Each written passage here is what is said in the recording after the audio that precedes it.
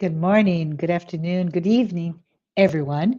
Thank you so much for joining us today in this series of talks promoted by the United States Spiritist Federation every Saturday morning at 11 a.m. Eastern Standard Time. I'm so very happy to be here to host this talk by Edward Christie.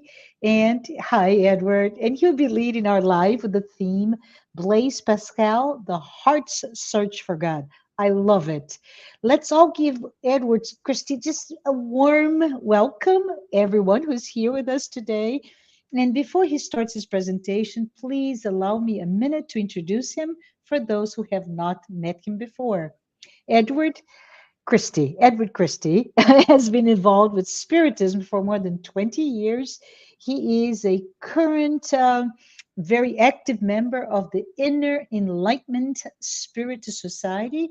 And professionally, he is a classically trained pianist. If you haven't heard him play the piano, you are in for a treat whenever you have that opportunity. Edward also teaches music in NYC schools as well as computer science courses at NYU. He enjoys learning and uses his love of teaching to share what he has learned with others. Please take this opportunity to send your questions during the presentation using the chat window because Edward has reserved time to address your comments and questions once he concludes his presentation. I'm really excited for those questions. And I want to say thank you, Edward. Thank you so much for being here with us. And let's go ahead and get started. Okay, thank you, Marcia. Uh, uh, so uh, I'm a little uncertain. Okay, there we go. Are we gonna? I was hoping we'd see the presentation. There we go. Now we're together. So before I begin, I'd like to thank Juzada for inspiring me to revisit this lecture that I gave over 12 years ago. Uh, yeah, a long time. The intervening time brought me a deeper understanding of the figure we're going to talk about today. So it's not surprising if you heard the name Blaise Pascal and said to yourself, Blaise who? You're not alone. But I hope that after our time together today, you'll get to know something about him. Because Pascal is a complex and fascinating man. And although he was born in France 400 years ago this past June, he has much to say today that is still valuable. So, just a few biographical notes on Blaise Pascal. His mother died when he was just 3 years old, and his father was a government official who introduced Blaise to many major scientists and mathematicians who were working in France. Blaise was a child prodigy, and his father educated him and gave him a lifelong love of learning.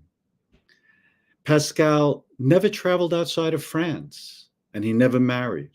He was ill for much of his life with severe intestinal pains and violent headaches. His older sister said for the last 20 years of his life, he didn't spend one day without physical discomfort. And when he died at age 39, an autopsy revealed that he had stomach cancer, a diseased liver, and brain lesions. But despite his poor health, Pascal was a very busy man. Here are just a few of his contributions. As a mathematician, he developed probability theory, which is used today in economics, as well as to assess risk in insurance, pensions, finance, and investments. As a physicist, he helped to prove that vacuums exist. Aristotle had said that a vacuum in nature is impossible. But Pascal designed experiments proving that vacuums do exist. As an inventor, he designed the calculating machine he called the Pascaline after himself.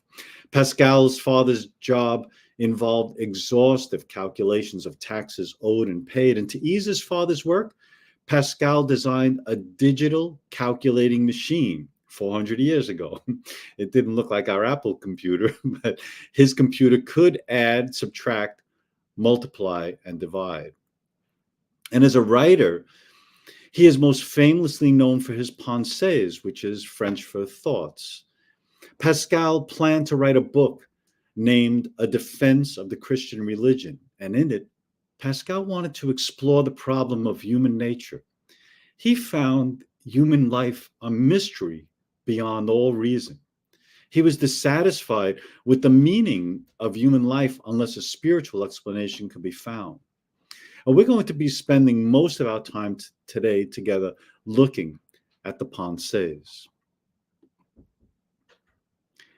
In 1654, when Pascal was 31 years old, his life as a mathematician and a scientist changed direction. On the night of November 23rd, he went to his room and locked the door. He was alone, reading from the Gospel of John. And in his imagination, he saw Jesus the night before he was crucified. Pascal reflected on what Jesus had done on the cross for him and all of humanity. This conversion experience had such a profound effect on him that over the next 4 years, he slowly gave up his work, science, and experimentation, as well as his desire to get married, and dedicated himself to working for the betterment of humanity. How would he do this? Well, he intended to write a book defending the Christian faith, and he began writing his thoughts for this book on pieces of paper. He didn't live long enough to write the book. Instead, what we have are almost 1,000 notes for that book. And after his death, his friends assembled these notes into a collection that we call the Pensées, which simply means Pascal's thoughts. The book that he didn't write was going to have 2 parts. In part 1, Pascal wanted to explore the idea of the misery of man without God. Pascal didn't set out to tell us how to live our lives. Instead, he wanted to show us the truths about ourselves that would create a sense of humility and that would lead us to seek and love God. And what he shows us is that no matter how hard we try, we're unable to heal human suffering on our own. And without God, our lives are miserable. In part 2, he wants to explore the idea of the happiness of man with God. A God that created the universe and a system of reward and punishment might give him reasons to obey him, but not to love him. So Pascal doesn't waste our time giving us proofs of God's existence. It's not the lack of proof that God exists that stops us from having faith in him. No, it's our unwillingness to seek God in humility. And how do we do this? Well, we strengthen our faith in God by turning to Scripture and prayer so we can become the kind of person who is pleasing to God. Now, before we start our examination of the Pascal's Pensées, I'd like to make 3 introductory remarks. First is the style of the Pensée. As you listen, you're going to hear Pascal's mind at work. The thoughts that you're going to hear are written just as they occur to him. He speaks directly to you as if Pascal and you were sitting in the same room. And he doesn't want to give you a lot of abstract concepts about what it means to be a human. And instead, he wants to show you the truth about humans so that we can reorient our life to think about it in a new way. Second is Pascal's purpose. Now, when I first read the Pensées many years ago, I misunderstood Pascal. I thought of him as a moralist, reprimanding me for the useless way I lived my life. But now that I've spent more time reading his thoughts, I see him in a new light. He wants us to understand the human condition and see that our lives are meaningful only when we turn to God. And it's by seeking God that we're able to finally make sense of our lives. And lastly, keep an open mind as you listen to Pascal. Some of Pascal's thoughts might challenge you, and you may not like or agree with some of what he says. My intention here is to be faithful to what Pascal wants to tell us, even if some of his ideas are hard to accept.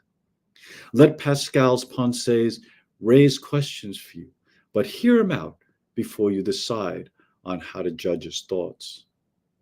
So Let's listen to Pascal's mind at work and hear how he reveals that the true meaning of our life can only be found when we center it on God. In part one, Pascal shows us how our natural, material life is one of misery, and he is a genius for making real the many ways this is true. We're going to examine just two of these ways. First, our endless desire for diversions, and secondly, how self-love blinds us to the truth. So, the first way Pascal shows us the reality and truth about our human condition is to show our love of diversions. We have an almost addictive orientation for mindless forms of entertainment and amusements. Diversions distract us from our fears and worries, and entertainment keeps our minds focused on anything but the true condition of our lives. So here's Pascal. Oh, sorry. Somehow we got advanced. Oh. When I have occasionally set myself to consider the different distractions of men, the pains and perils to which they expose themselves at court or in war, whence arise so many quarrels, passions, bold and often bad ventures, etc., I have discovered that all the unhappiness of men arise from one single fact, that they cannot stay quietly in their own chamber. Viktor Frankl said, when a person can't find a deep sense of meaning, they distract themselves with pleasure. So, what does our constant need for distractions tell us? We feel something is missing in our life, and we want to forget this emptiness by staying busy. Left alone with our own thoughts, we're restless and will do most anything to be distracted from the poverty of our internal life. If someone took away all of your distractions and amusements, who are you? If we're not occupied with some outside activity, we're anxious and unhappy, and we'll do whatever it takes to keep from admitting this to ourselves. Here's Pascal again. What is it then that this desire and this inability proclaim to us, but that there was once in man a true happiness, of which there now remains to him only the mark and empty trace, which he in vain tries to fill from all his surroundings, seeking from things absent the help he does not obtain in things present? But these are all inadequate because the infinite abyss can only be filled by an infinite and immutable object, that is to say, only by God himself. So Pascal's asking the question, do diversions really make me happy? And it's tempting to answer, yes, they do. Otherwise, why would I spend so much money and time on them? Think of what I spend on sporting events, concerts, theater, travel, and games. Think of the time I spend binge watching shows, reading the news, scrolling through social media, and searching for deals on the internet. But the honest answer is no, diversions do not make me happy. I want diversions to fill a void in me that's infinite, a God-sized hole, but I'll never find satisfaction by filling that hole with finite objects. Here's Pascal again. Death is easier to bear without thinking of it than is the thought of death without peril. So Pascal's telling us we'd rather ignore the fact that we're going to die, because when we think about dying peacefully, it means we're thinking about our death. We've all taken a project on in this life. We hope to live forever. We look for ways to distract ourselves from the fact that we will die. We want to find pleasure in this life, and we'll do anything to avoid thinking about death. The author and playwright William Saroyan said it best. Everybody has got to die, but I have always believed an exception would be made in my case.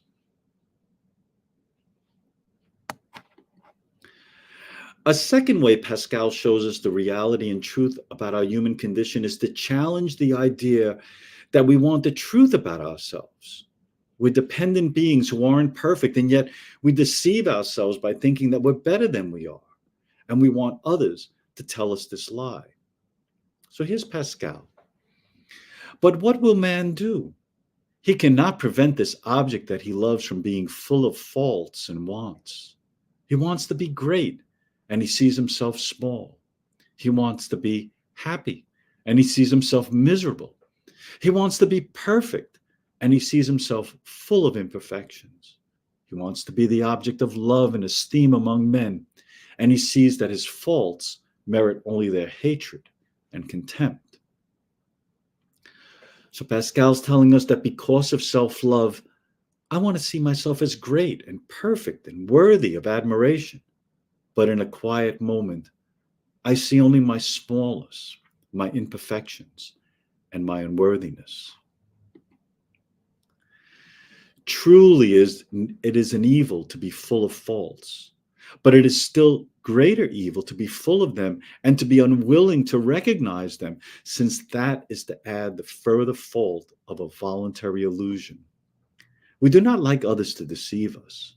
We do not think it fair that they should be held in higher esteem by us than they deserve. It is not then fair that we should deceive them and should wish them to esteem us more highly than we deserve.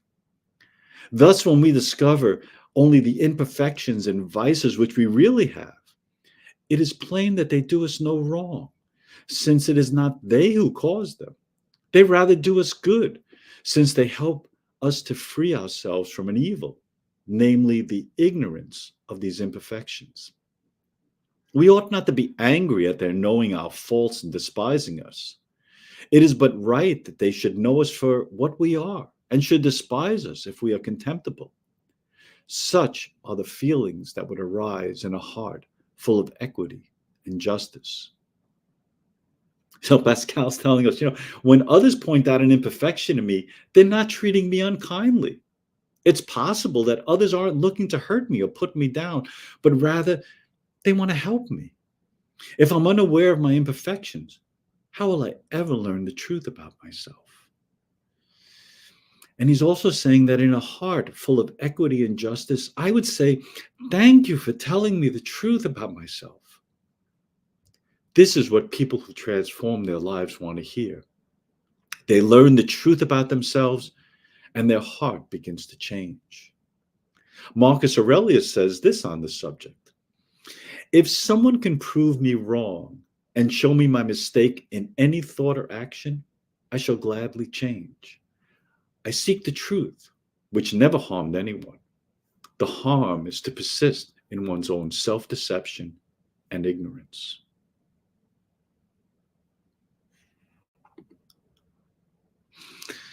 There are other ways that Pascal shows us the truth about our human condition, but the way we've seen, our love of diversions, and the deceit of self-love might lead us to think that there's really little hope for human happiness. But Pascal didn't tell us these truths to leave us in a state of despair. He also wants to show us that humans have a special place in the universe because we're thinking beings. Here's Pascal. The greatness of man is great in that he knows himself to be miserable. There you go. A tree does not know itself to be miserable. It is then being miserable to know oneself to be miserable, but it is also being great to know that one is miserable. So Pascal's pointing out that we have two sides to our nature. One is the poverty of our human condition, and the other is our greatness because we're thinking beings. And we live in between these two conditions, aware of both our misery and our greatness. Pascal is exposing the conflict that lives deep inside us. We have a need for the truth, but our best thoughts don't give us the complete truth. We want to be happy, yet we always fall short. This is the fundamental nature of the human condition. We want truth and happiness, but we can't satisfy these desires by ourselves. This is what makes us miserable creatures. Here's Pascal again. It is dangerous to make man see too clearly his equality with the brutes, without showing him his greatness.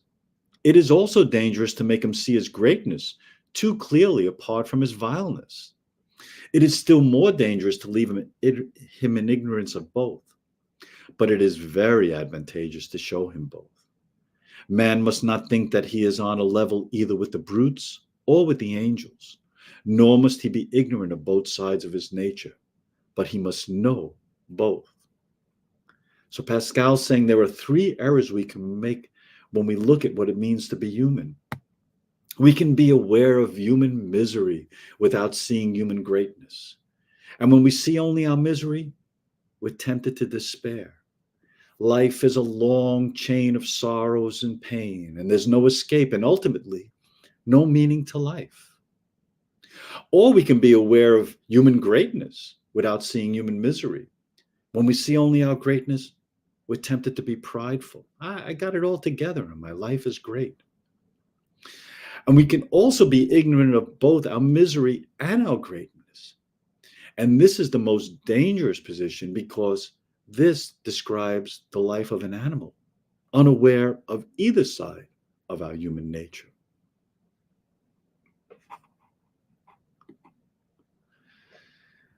Man is but a reed, the most feeble thing in nature, but he is a thinking reed. The entire universe need not arm itself to crush him. A vapor, a drop of water suffices to kill him. But if the universe were to crush him, man would still be more noble than that which killed him, because he knows that he dies, and the advantage which the universe has over him. The universe knows nothing of this. All of our dignity consists then in thought. By it, we must elevate ourselves, and not by space and time which we cannot fill. Let us endeavor then to think well. This is the principle of morality. So the greatness of man consists in his ability to think, and yet thinking doesn't make us invincible. We can die, we can snap like a reed, be crushed like a blade of grass at any second. Human life is fragile, and the smallest thing can kill us in a moment. But knowing this is what makes humans greater than anything that can kill us. We're almost nothing in comparison to the universe, and yet humans are great because we know this. And as thinking beings, we can live a moral life. This is the power of thought and the source of human greatness. So human greatness is more than the fact that we're thinking creatures. We can know or justify our belief in God by reason, but this kind of knowledge is intellectual. We do, however, have a second faculty that is a loving knowledge of God. It is through the heart that we love God. Pascal says, it is the heart which experiences God and not the reason. This then is faith. God felt by the heart, not by the reason. So Pascal's telling us we have two different faculties to know and love God. Reason is one tool, but there are many things that we can't know through reason alone. Reason can give us intellectual knowledge of God, but it is only the heart that can love God. And it is through faith that we have the ability to love God. And the heart isn't just an emotion or part of the animal brain.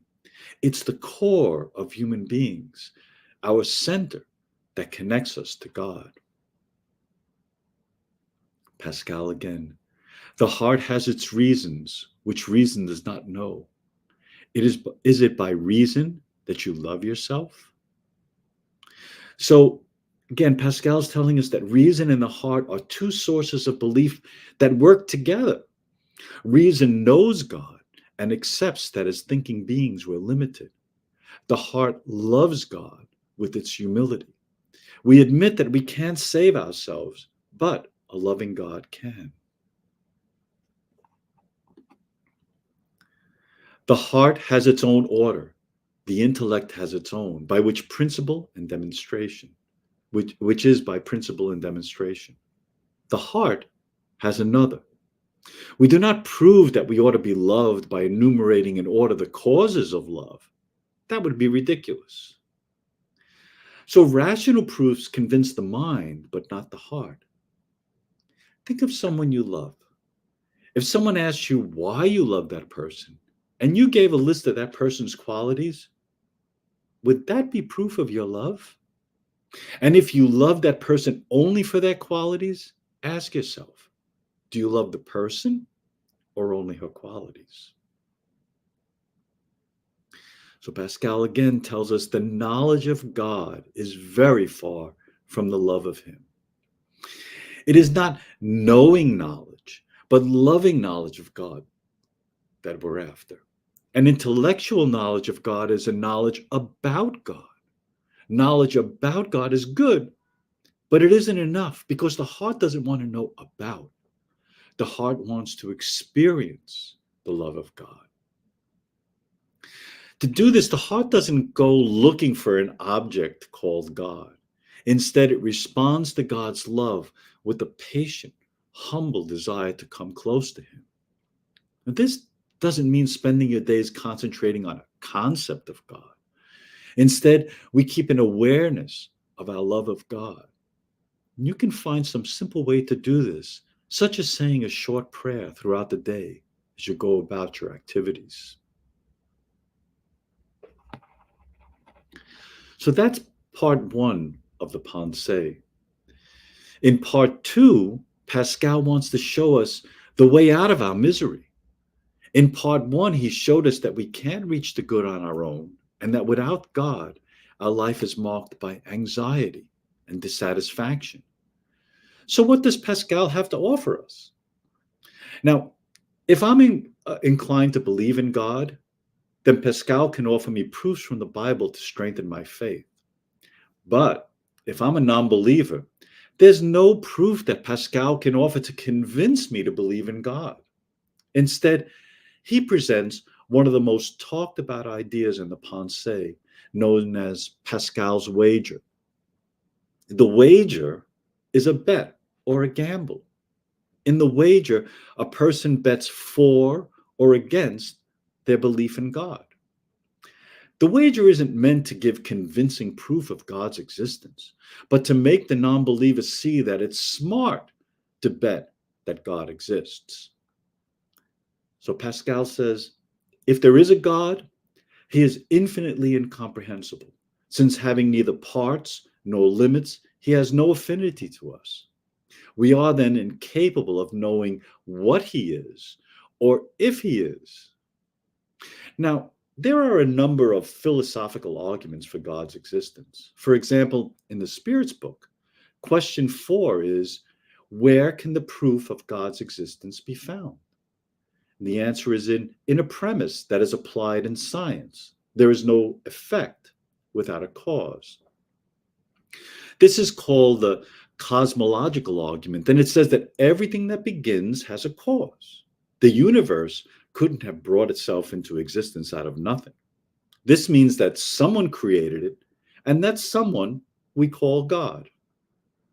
Now, some people might be convinced by this argument, but that doesn't mean that they know who or what God is, or even whether God exists. And just as important, it doesn't explain how we are related to God.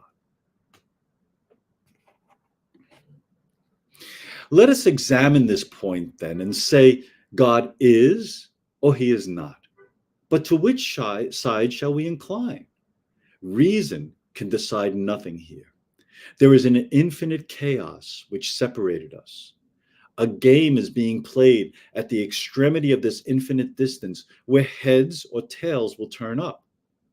What will you wager? According to reason, you could do neither one thing nor the other. According to reason, you can defend neither of the propositions. So theological arguments might sound reasonable, but reason can't prove that God exists. And yet, either God does exist or God doesn't exist. Now, Pascal reminds us this: the true course is not to wager at all. Yes, but you must wager. It is not optional. You are embarked. So Pascal's saying, what if the gambler says, I don't want to play this game. I don't want to bet. What if he says, I'm not a believer or a non-believer, I'm agnostic? Pascal says, no, you must choose. And if you don't wager, if you're agnostic, it's the same thing as being a non-believer. Therefore, you're forced to bet for or against God's existence. When we bet, there's an equal risk of winning and losing. It's 50-50. Reason can't help us because there's no evidence that can prove either way. So the smart gambler wagers based on his self-interest. And in this case, Pascal tells us that it's foolish to bet against God. And here's why. This is one way of looking at the decision-making process. So let's start with the green wagering God does not exist column. Okay, so now if I wager that there is no God and I'm right, if I win the bet because God doesn't exist, what do I win? Nothing. A few years worth of temporary pleasures, and when I die, my life disappears into the void. Now, if I wager that there is no God and I'm wrong, and that means that God exists, and of course the word exists were spelled correctly, what do I do? What do I lose? I lose an infinite good, that is the love of God, and suffer the consequences of living a life without believing in God. Now let's look at the green wagering God exists column. If I wager that there is a God and I'm wrong because God doesn't exist, what do I lose? Nothing. I lose a brief life of missed opportunities, creature comforts, pleasures, and luxuries. But if I wager that there is a God and I'm right, if I win the bet and God does exist, what do I win? I gain an infinite reward, an eternity with God, at the expense of temporary pleasures I might have to give up during my mortal life. With this wager, I win more than any other choice. This is where the smart gambler places his bets.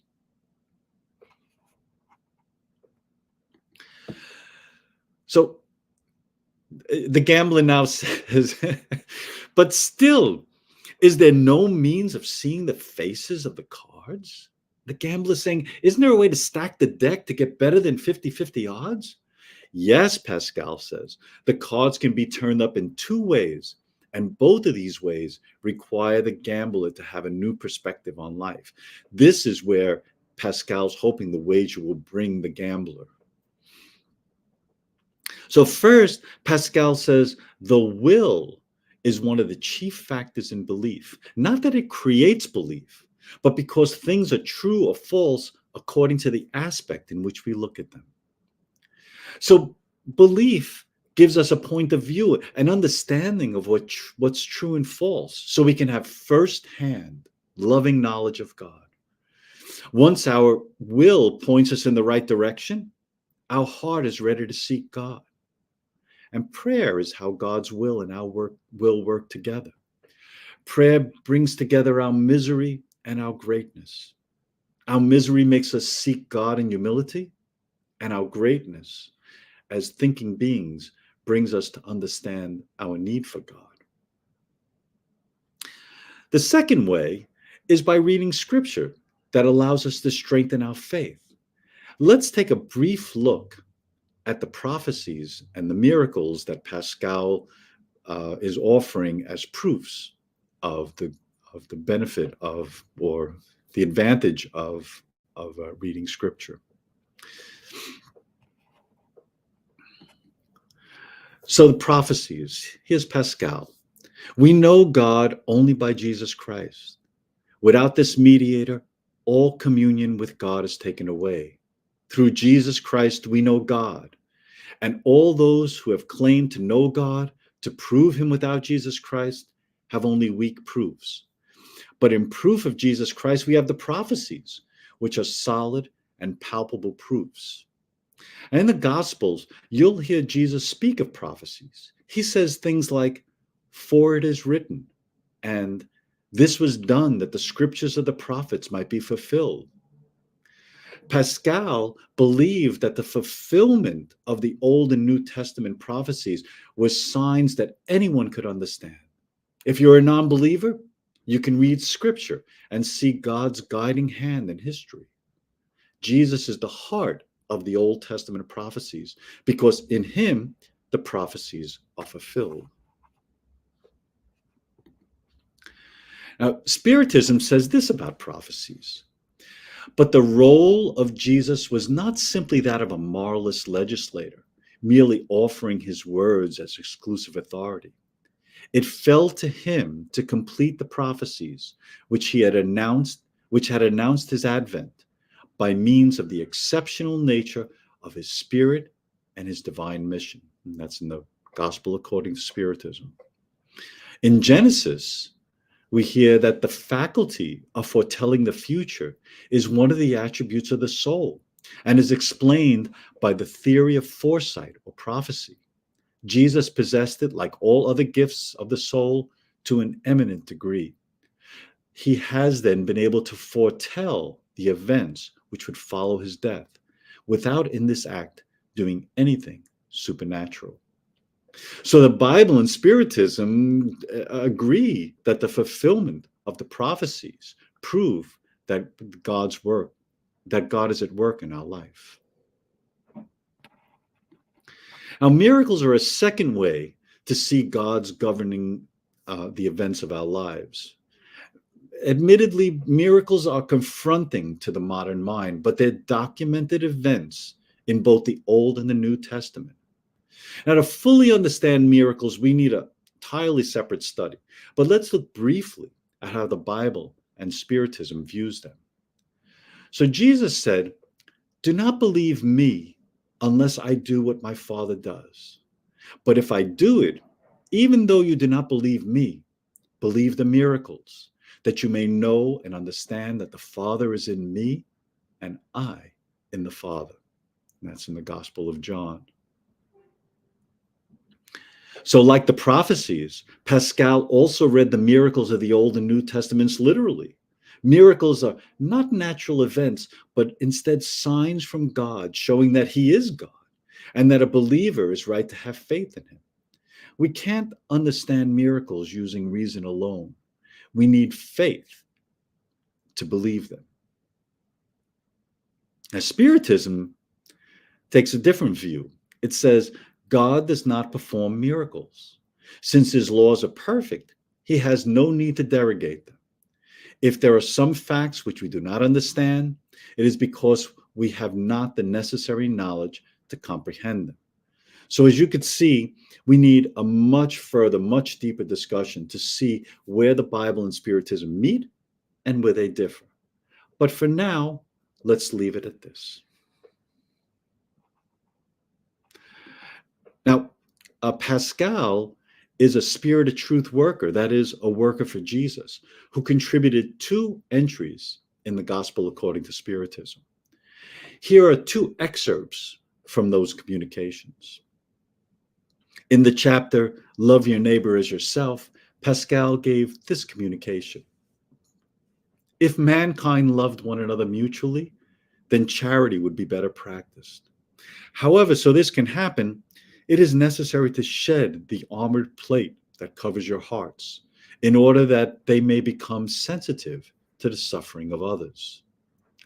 Christ never avoided anyone, nor did he repel those who came in search of him, whoever they might be. He helped the adulterous woman and the criminal, never fearing that his reputation might suffer as a consequence. When will you take him as your model for all your actions? If charity reigned on earth, then evil could not prevail. It would fade away in shame. It would hide itself, seeing that wherever it went, it would feel out of place. So Pascal's asking us to be charitable to all without distinction, as Jesus was, especially to those who are easy to ignore or seemingly unworthy. Pascal not only said these words, but he lived them. Here are some of his charitable works. While writing the Pensées, Pascal invited a poor family that had smallpox to stay in his home, and he went to live with his sister.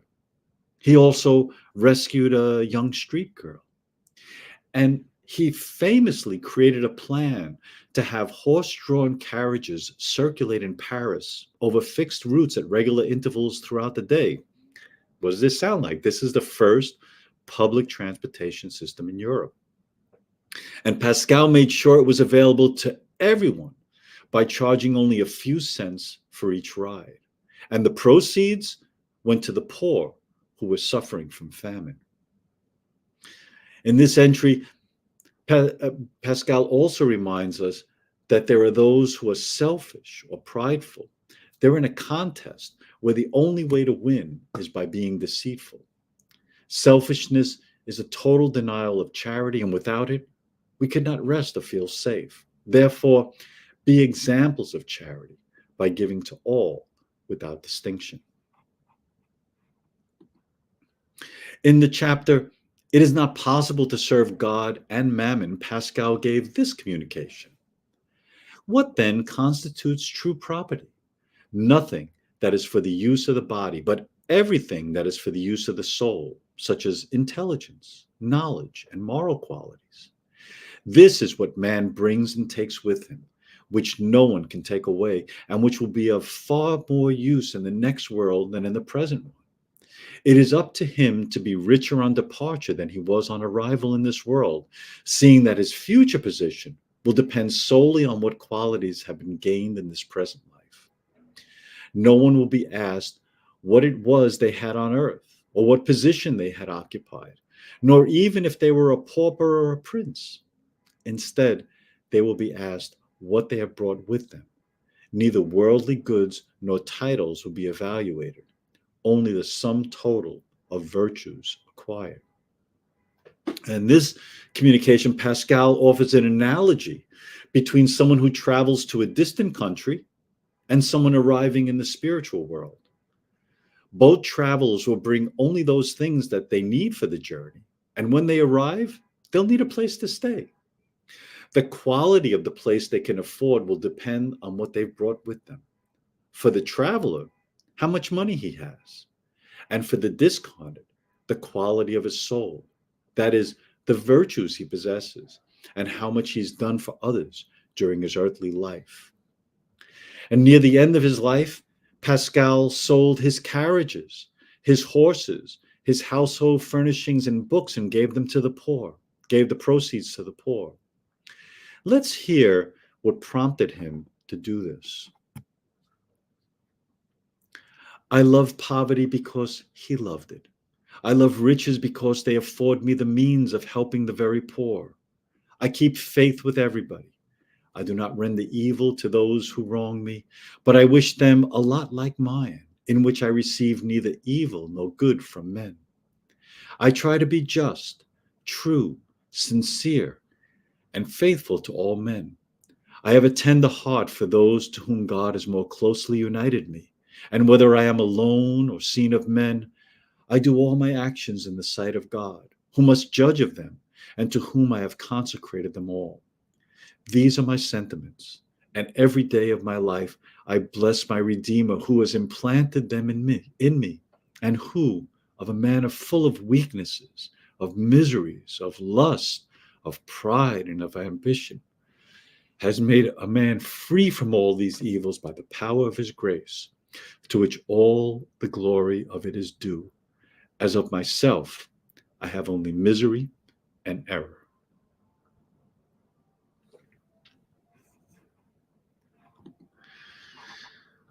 Read the Pensées.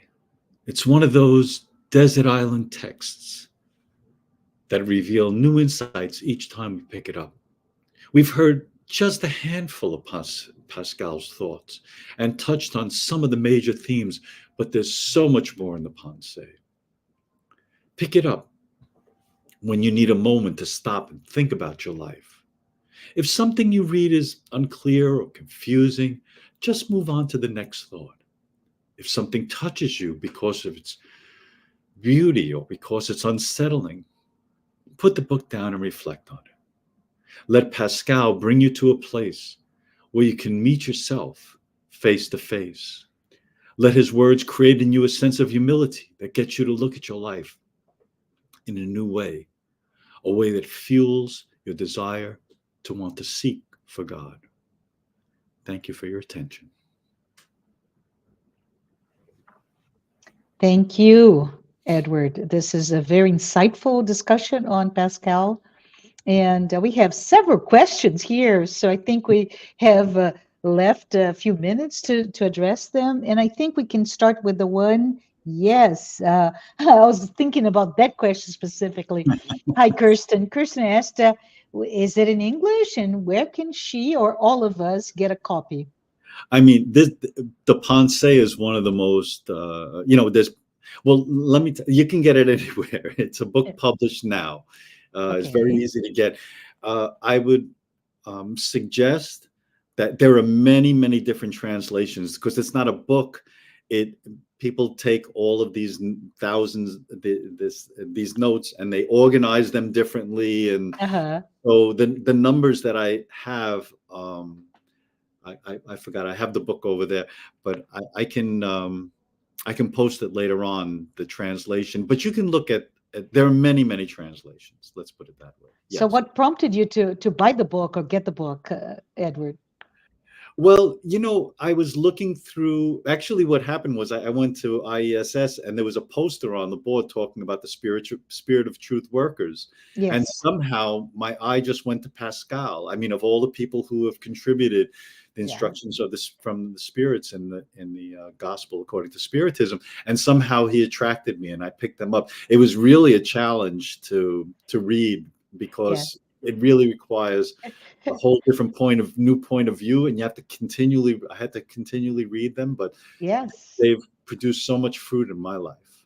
Yeah. And I think I know the poster you're talking about where he's on the lower left. I think so. Yes. That's awesome. And there's never a coincidence. I'm sure you were taken to be brought to this discussion here. But we have another question. It is good to meet Blaise Pascal through you. 400 years later, as you said, it's his. I think his birthday was His celebrated in birthday was June. in June. Yes. 2 years ago. Well done. Can you explain why it is important for us to understand the role of faith at this time, as at his time, as well as today, which is an age of skepticism, materialism? Oh boy, you're touching on. Thank you for the question. I had so much material. Uh, Uh-huh. when I started reading it, it was like the lecture was twice as long, and I did Uh-huh. have a section on skepticism and materialism that Hmm. unfortunately I had to drop. Sure. Um, but yes, he was very influenced at the time. There was deep skeptical strains saying that people can't know anything. Basically, we're just that, and a lot of what he talks about in the part one is yes, it's true. Or you love diversions, and you think that you want the truth, but you really don't want the truth. So um, there's deep skeptical strains that are very popular at the time, and Pascal picks them up. But what he does is he synthesizes these. Hmm. He takes the skepticism that's common at the time, and he also takes Descartes' idea that we can know God through our intelligence, and he kind of fuses them together and Yeah. comes up with this really amazing idea that we have multiple ways of understanding. And this is so important because Descartes kind of says we only have one way to understand, through our thoughts. Everything else is Yeah. kind of lying to us. But Pascal says we have a body understanding, we have Yeah. a mental understanding, and we also Yeah. have the understanding of the heart. And Love he it. and yes, so it's a beautiful. You might inspire me to come up and talk about all of the influences on Pascal at a different time. Yes, but I thank you for.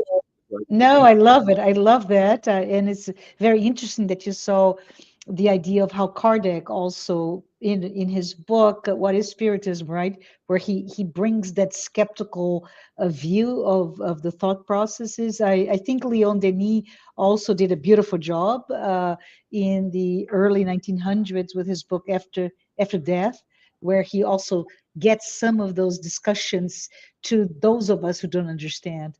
Wonderful. Um, thank And you. if you don't Thank you. mind, I didn't Yeah, mention faith. It's another beautiful topic, and I be as brief as I can. That in a way we are made of faith. Everything we do, we have faith in something, and when we have faith in God, that's what that's that will lead us to love of God. If we, without the faith, we're not going to believe it. We're not going to work at it. We're not going to absolutely. life. Yeah, yeah. There's something else. I think there's a question about distractions.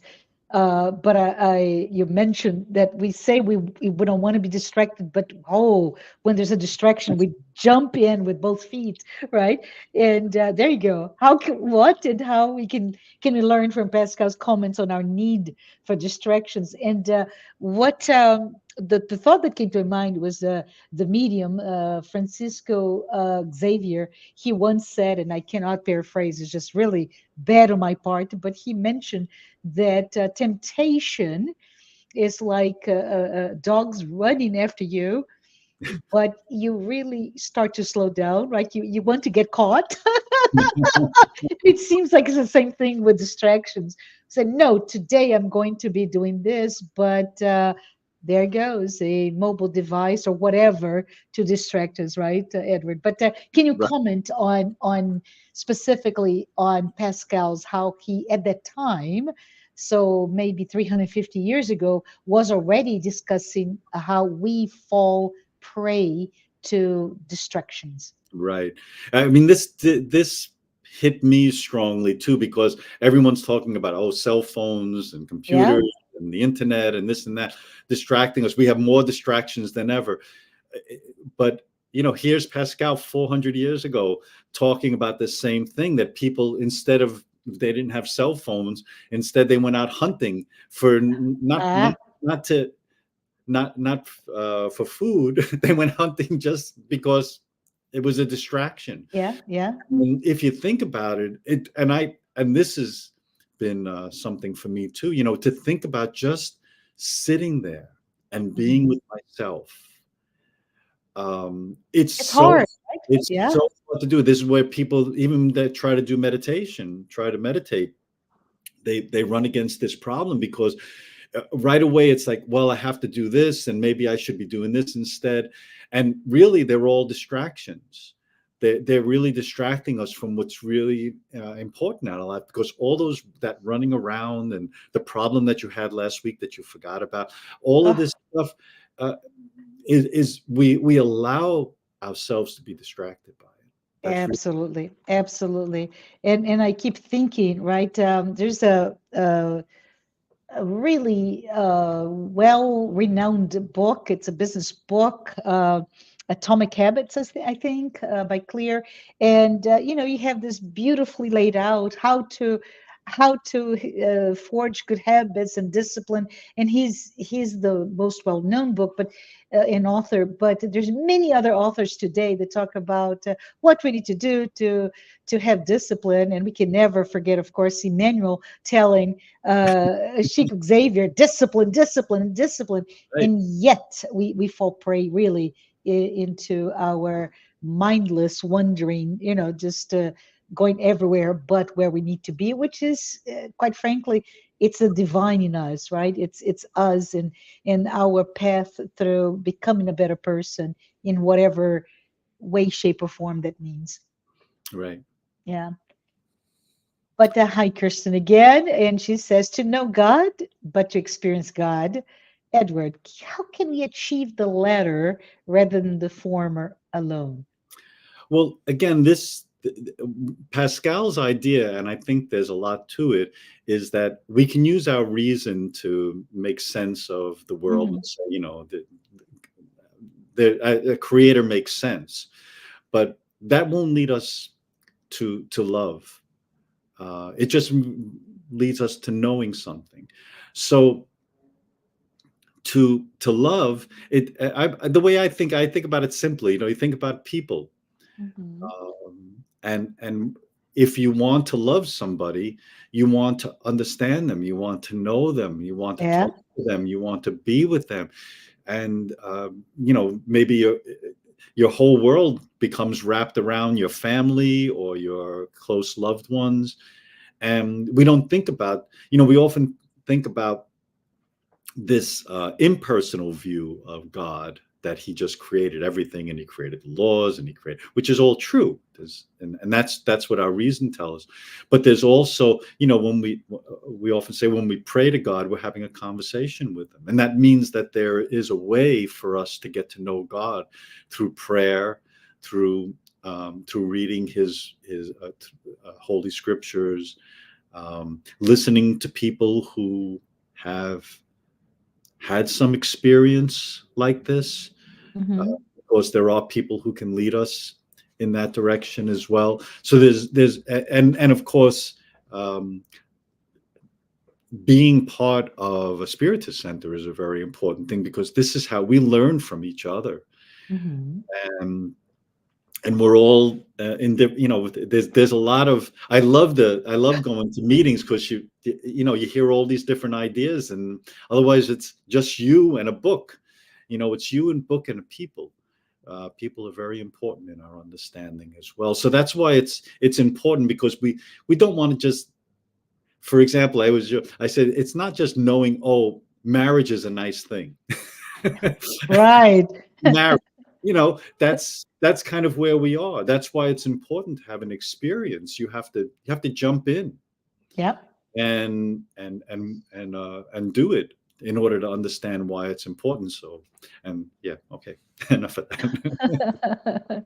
But I think you mentioned earlier, right? It's a combination of your thoughts and all the way to your heart. And there's some research that may be 20 years old, 30 years old, that talks about the memory that is now found, the neurons in your heart, right, which really goes back into how you experience something, and that memory, the affection, the love, or the feelings that your heart holds, is really important for how we process information. Yes, Yeah. yeah, Yeah. very true. Thank you. So it is true. We avoid thinking about our own mortality. Oh boy, isn't that right? Can you, Edward, comment on the invitation based on Pascal's reasoning that without understanding who we are, we are not going to be able, I guess, to understand how we should live.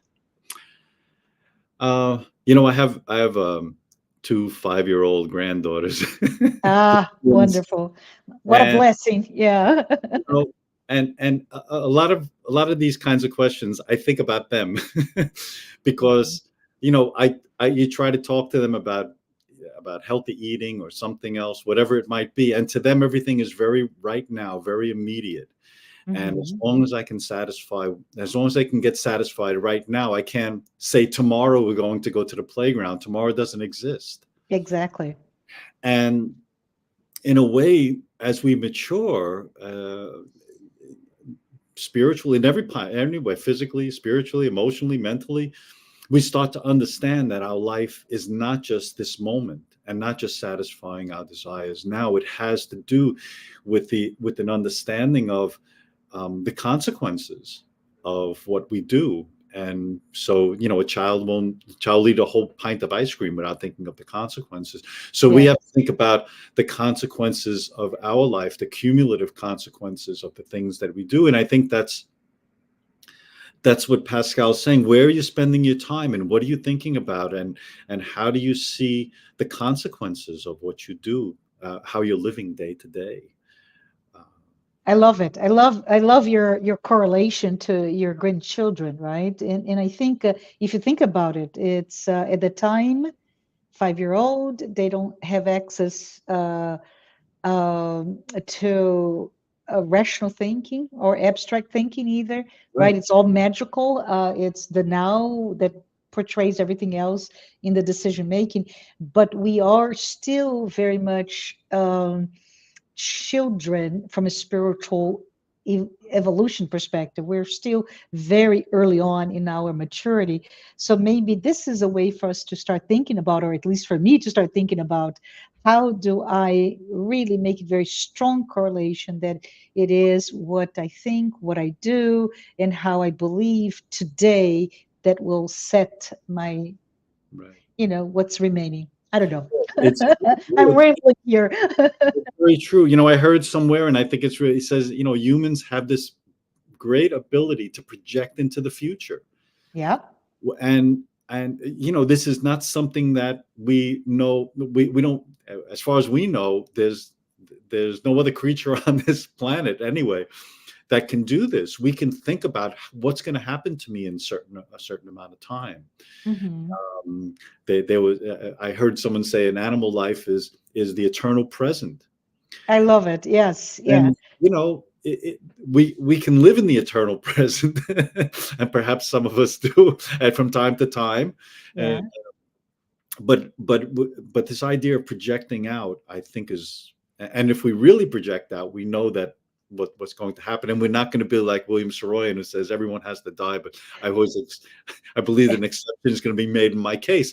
I mean, that's the idea of not projecting Yeah, far. but if you think about it, right, Edward, data scientists, right, and data science as a discipline is making compelling reasoning into this creation of the future based on today. So it's a statistical measurement of all the data points that puts us into very likely this is what's going to happen, and not that. So I think if you start thinking about those ways of really understanding the today, right? My choice today with my free will to, and I've done that, by the way, just yesterday, drink a cup of coffee too late in the day. And Uh, I said to myself, I really wanted, it was quite late, but I know the consequence. And true to norm, right? I couldn't sleep. right. But we still fall prey, as I mentioned before, to things like that, right? we Yeah. Oh, we are yeah. weak, we're vulnerable to temptations like that. Right. Exactly. Yeah. So let's see if we still have a few more minutes. How believe in the existence of God is essential to human happiness, and I think you mentioned to that he Pascal brings that assertion, right? Oh, well, that's sure. We have this. If you really stop to think about it, we have this kind of idea that that life is my show and I'm the star, Uh-huh, uh-huh. Yes. and everyone else is bit players in my in my story. Hmm. Um, but if you really look at it, it's, we know that that's not true. If you use your reason, you see how dependent we are on other people. And if we really project, since we were talking about projection, if we really project, none of those people are providing me with my life and providing me with direction. They're all helping, and it's all beautiful, and I'm so glad to have the people in my life. Yeah. But ultimately they are not the creator. And there is, it's unfortunate because this is very confrontational Hmm. to our way of thinking. We think that we can do it on our own because we have certain capabilities. But if you really stop to think about it, we don't have control, certainly don't have control over our death, and we don't have control over many of the things that happen in our life. And when we start to understand that relationship, that there's a loving God who's providing for us at all times, and wanting the best for us because he loves us. It's not like he's looking to punish us, or he Yeah. doesn't like some of us. Yes. um, you have this, you start to understand this relationship with a loving God, and to see your relationship to him and your dependence on him. And without that, we'll just be the star of our shows, and live like that until whenever.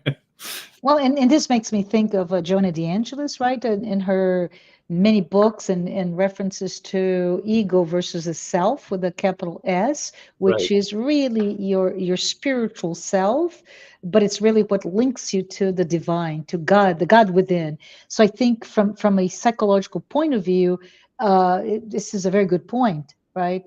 Believing in God, believing in the self, in the spiritual nature of all of our lives, dismantles, if you will, or um, takes away the truth that our egos, based on a very materialistic projection of what we want to be, uh, pushes us to behave a different this way versus the other. And of course, in a very materialistic society that we live in today, and I'm talking about Western society most specifically, in the US even further, where materialism and individualism are really pushing us to live a certain way.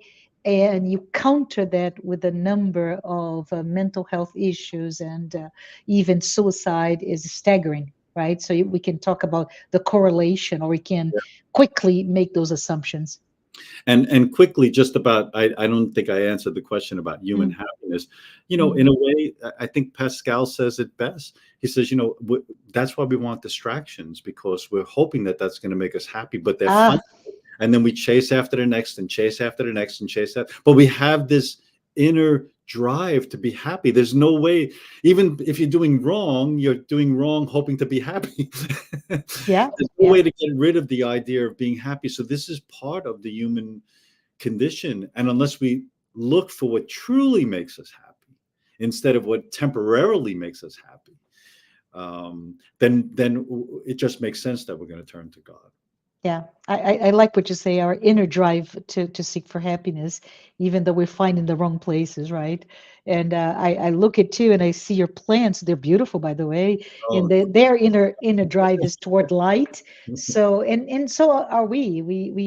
We're driving to get light, but we're misguided. The light, being God, is hidden by those distractions that come our ways. Maybe.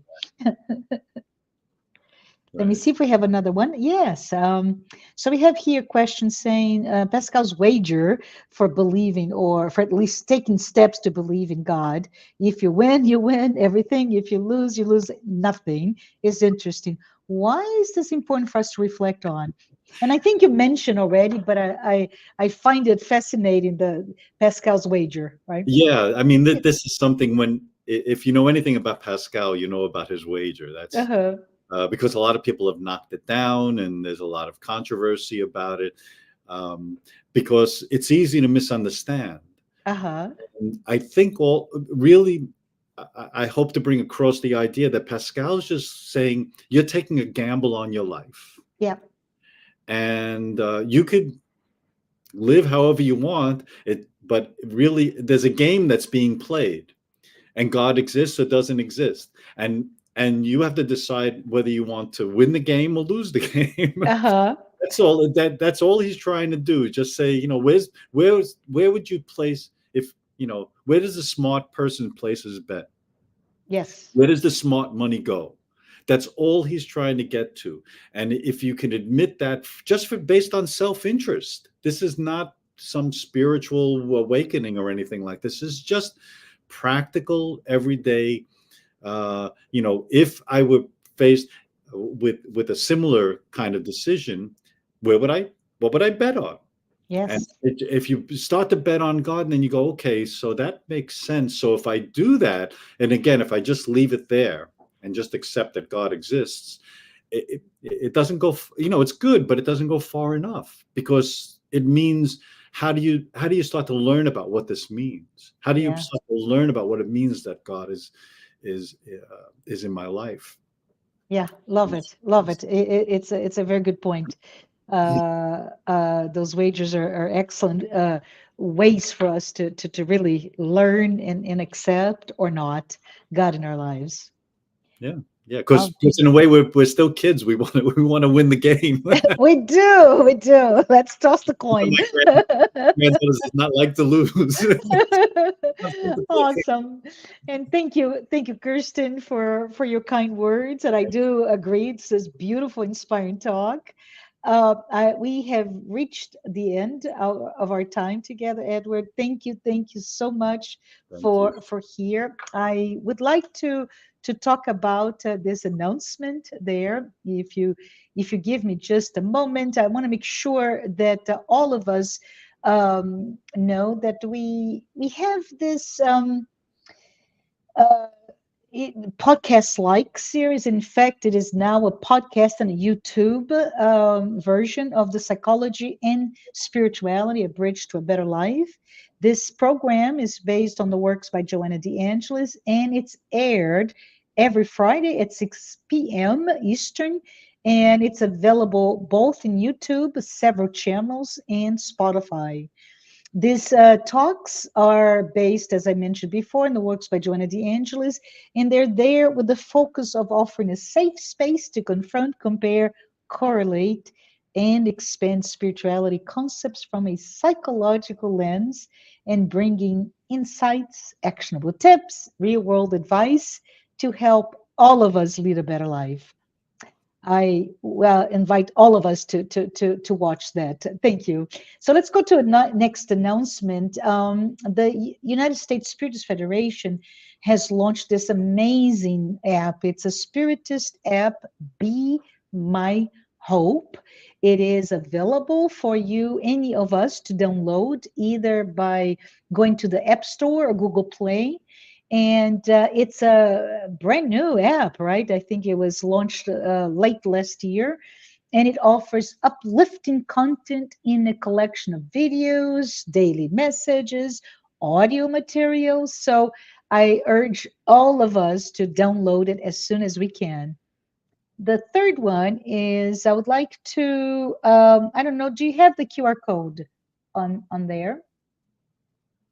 So there is this QR code before I talk about next week. And we put it here on the screen because the United States Spirit Federation has a very important role, right, in producing publications and promoting Spiritism to everyone. I think, Edward, you talked about how important it is for us to learn Spiritism. So if you can scan the QR code on screen for your donation, and it is very appreciated.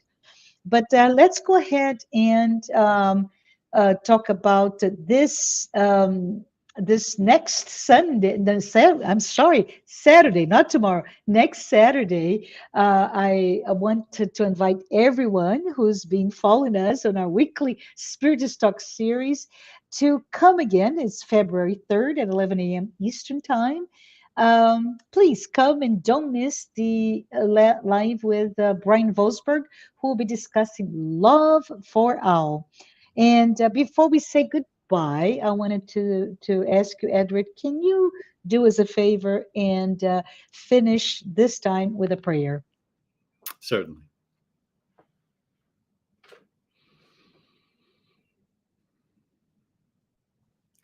Heavenly Father, so grateful for the community of seekers and understanders that allow us to share our ideas, to help each other, as we've been helped constantly by all the guidance that we receive, all of the beautiful preparation works that have been prepared for us with all of our heart open, because we're so poor inside.